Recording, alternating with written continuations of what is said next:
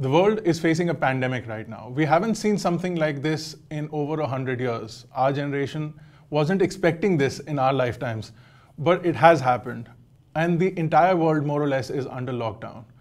A lot of people believe that once the lockdown lifts, life is going to go back to normal and things are going to be the same again. A lot of people don't understand the real impact that a pandemic has.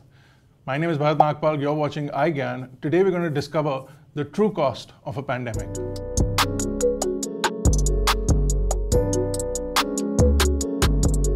Almost exactly 100 years ago, the world faced a similar pandemic called the Spanish flu. And at that time, the world was a completely different place. There was not a lot of travel between the countries.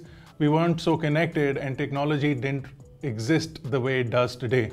Also, medical science was not as progressed as it is today, but still it took a long time to defeat that flu.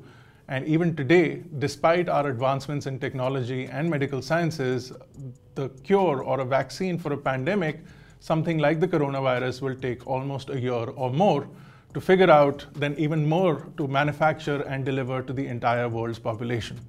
Now, with the entire world going through a lockdown or a stay-at-home order, there is a massive impact on the economy as a whole. And globally, stock markets have fallen. And even though they're starting to recover in some parts of the world, including in India, the overall projected losses are going to take a long time to recover from. The projected GDP growth for India, for example, has fallen from a projected 6% to now less than 2%. And that is thanks to the lockdown and the complete stop of economic activity in the country. And even though some of the sectors of the economy have been opened up, it will take upwards of 6 to 8 months for the economy to start stabilizing and for bigger sectors like airline, hospitality to start to come back to normalcy will take much longer. Now, the stock markets in India also fell from a 41,000 number to almost 25,000 at the time of the lockdown. And even though the stock market has recovered to a good 31,000, it's still a far ways away from what we were at, provided all the sectors, including pharma companies, transportation, airline, hospitality, start to recover and start generating revenues for the next 6 to 8 months.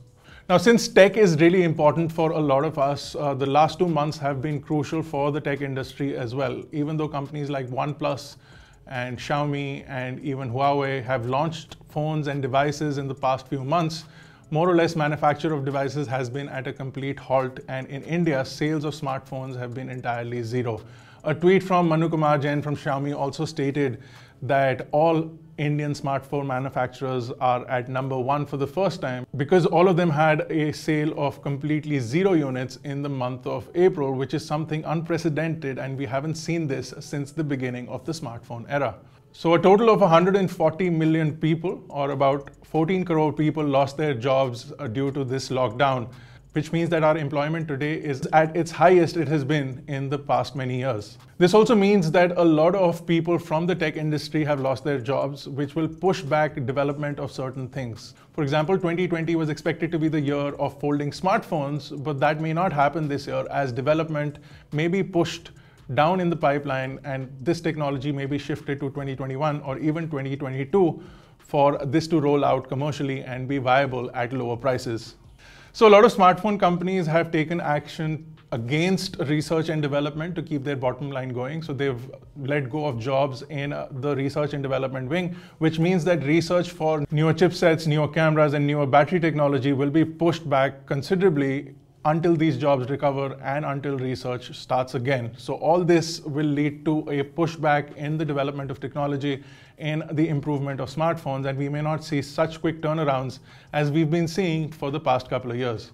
Another major impact that a lot of industry leaders are worried about is the lack of manufacturing in the past couple of months. Major companies that depend on monthly manufacturing and sales have suffered considerably, while the restaurant industry and the food industry in general has taken a massive impact against this. Breweries have had to discard millions of liters of beer that you could have been drinking right now. The industry from technology perspective has taken a massive hit as well. So companies like PlayStation, which depend on manufacture monthly, will not be able to deliver their numbers for their newer devices as they expected. So pushback on launches for each and every smartphone manufacturer is something that you should expect. Another thing that is impacting the industry is smartphone shipments. And of course, because of the lack of high number of smartphone shipments and an expected delay in manufacture as well as sale, Apple has also pushed back the launch of the next generation of the iPhone, which we usually see in the month of September. We might now see in the month of October or November, or even later, depending on how conditions start to recover in the United States, which is the highest hit country at this moment. But not all is grey in the tech industry. Tech giant Facebook invested about $5.7 billion in India's own Jio to sort of become a stakeholder in the company. So that means that there is still a massive amount of money moving around in the tech industry. A lot of emphasis has also been pushed towards 5G technology and the development of 5G, because a lot of the world is now moving towards a work from home life system, which would require faster speeds and better connectivity, which the current 4G technology is not able to cope up with. Another major industry that has been impacted is the car industry, where car manufacturers usually sell upwards of 250,000 cars at the end of the financial year, which ends in March. This year, there was zero sale, so no cars were sold, which will impact the sales projections as well as the growth of the car industry. And post the lockdown, people will be wary of making expensive purchases, so cars may not be on the top of their list of priority things to buy, and it might get pushed down to maybe later in the year, and the car industry will take almost a year or maybe more to recover. Only when the economy stabilizes is when people will start to then make more expensive purchases and buy new cars. There's also a positive impact of a pandemic and a lockdown. A lot of people have spent a lot of more fun time with their families. A lot of people have managed to learn new languages and new skills in this lockdown. But importantly, there's been a massive improvement in the entire environment. India has also seen an improvement in overall air quality, and the air quality index was at its lowest in 10 years at the beginning of the lockdown. So there are massive positive improvements from this lockdown as well, but the ramifications and the impact on the economy, the technology sector, transport, travel, and air travel will take a long time to recover. Hopefully, post the lockdown, things start to normalize. And once we do have a vaccine for this virus, people will start going back to work fully.